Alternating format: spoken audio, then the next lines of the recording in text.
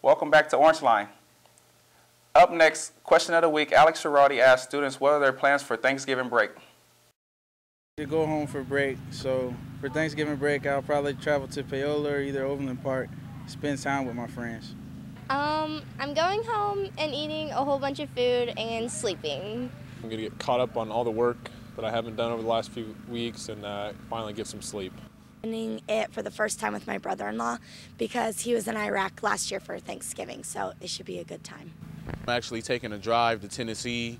I'm finally going to spend Thanksgiving away from the dorms and from Baldwin. So I'm going to go to Tennessee and visit some family there for Thanksgiving. Thanks, Alex. Now Zack Rockey got the chance to catch up with recently retired athletic director Dan Harris. Here's more. This is the first time in over 20 years that former athletic director Dan Harris will not be a part of the Baker University staff. He spent the last 16 years as athletic director, and before that he coached the baseball and football teams. Even though he's retired, he still finds ways to keep busy. Get up early and I go to the athletic club and work out. George McCurry and Cheryl are gracious friends, and part of my retirement they gave me a lifetime membership to the athletic club, and I fretted and fretted, didn't want to go. I spent 50 years of my athletic career telling other guys to get in shape and eat right and be healthy. Well, guess what? Now I'm retired. I'm the one that's got to do it. So I'm trying to be healthy and eat right and get in shape. So I'm working out every morning at 7 o'clock. Then I come home, and then my wife makes fun of me for this, but it's a great pastime. I love Facebook, and I think I brag about my 600 friends right now, but I get on Facebook and do about 30 minutes, and I read the paper, and then I never plan the next day. And then I try to find time to go to Lawrence occasionally, and Lawrence is a good town. It's got a lot of the things that you need in terms of stores and shopping and restaurants and places to hang out. I feel like a lot of times I have to buy people lunch so I can have a date someplace for lunch. So I spend a lot of money on lunches for people, but that's been fun too, to connect with some people I haven't connected with in a long time. Although he's no longer employed by Baker, he still keeps in contact with the athletic department and offers advice when they need it. Go up and talk to Teresa sometimes and offer my advice when I can, but I think she's doing an absolutely unbelievable job as the associate AD for all the athletic programs. Sports have always been a big part of Harris's life. He played college football at Missouri Valley and eventually transferred to William Jewell, where he graduated. After graduation, Harris took a $15,000 pay cut to come coach at Baker.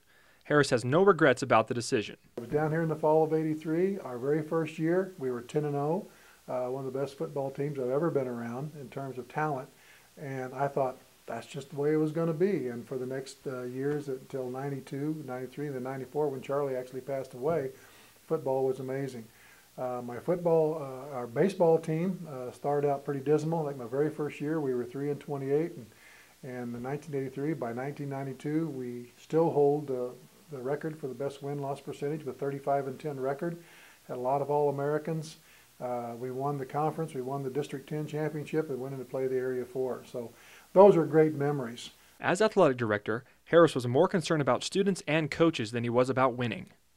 I think one of my favorite things about being AD was to watch a coach's success. I mean, one of the things that you do when you're in that top position is there's not a lot of people that can tell you thanks, you did a great job. I really tried to do that often. I also wanted coaches to win. I wanted them to try to be as successful as they could be.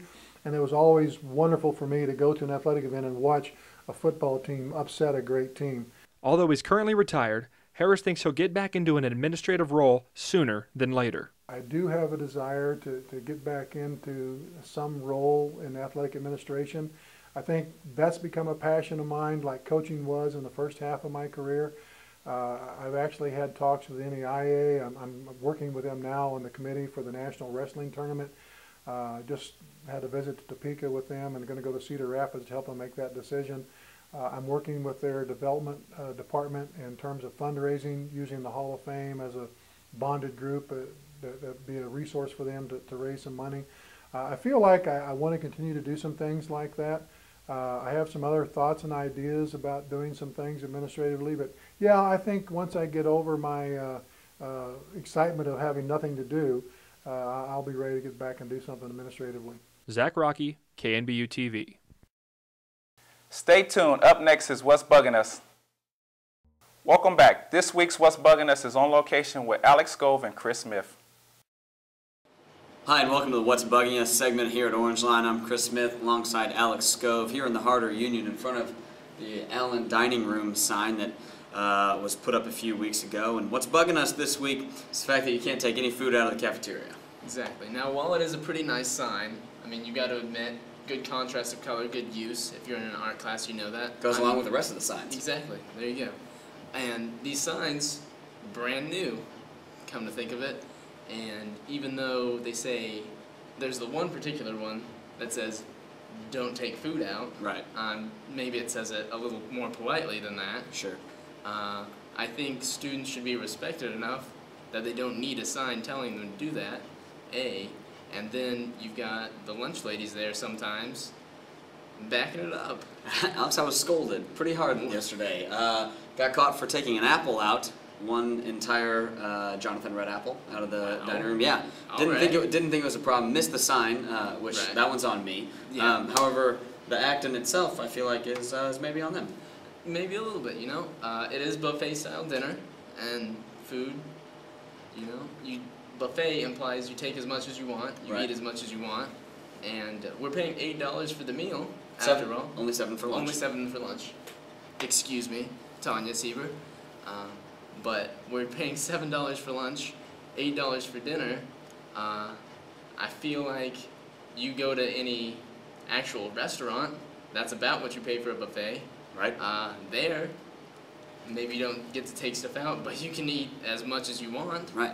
Right. Sure. And students are on time crunch. Students are busy here. We got a Exactly. lot of people taking 21 hours. We got a lot of people involved in extracurricular activities. Right. Sometimes maybe they want to take that banana out, and I don't think that they should necessarily be scolded for that. I understand if they're trying to haul the ice cream machine out, or maybe a fully loaded baked potato that's spilling cheese everywhere. Yeah. But an apple, I don't get it. I don't understand. And maybe if students weren't on such a tight time schedule, then they would actually go out to a restaurant and pay for that food.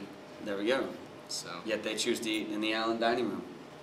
The Allen Dining Room. That's all we got for What's Bugging Us. We'll be back after this commercial break.